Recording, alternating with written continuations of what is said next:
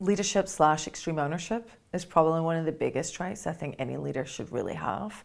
Hustle, the ability to really get things done, and the ability to strategize and game plan and get it to execution. But really, I think curiosity, gosh, even listening. I'm sorry, I'm giving you multiple traits. But over the years, the traits evolve. I've noticed that in my 20s as a leader, I needed certain traits. Now that I'm in a different part of my career, it's funny how listening becomes a really critical trait. But I think really if you're not constantly learning, you will never become the leader that you've probably hoped you would become.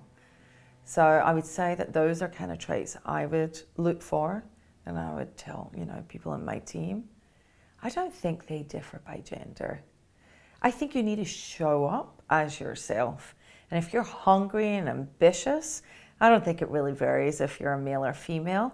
However, females must give themselves the permission and they must feel comfortable being able to demonstrate those traits.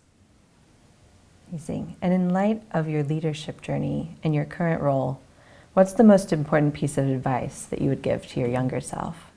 Well, I keep telling my daughter this, so I'm hoping that she's listening. Get up early.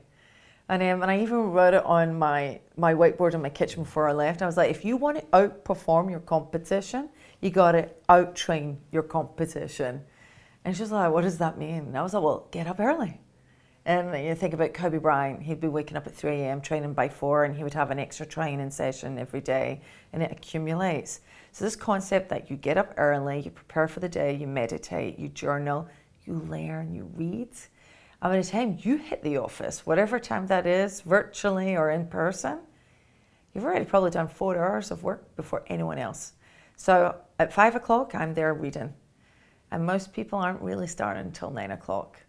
So that would be the one thing I wish I could go back and say to my 20-year-old self, get up early.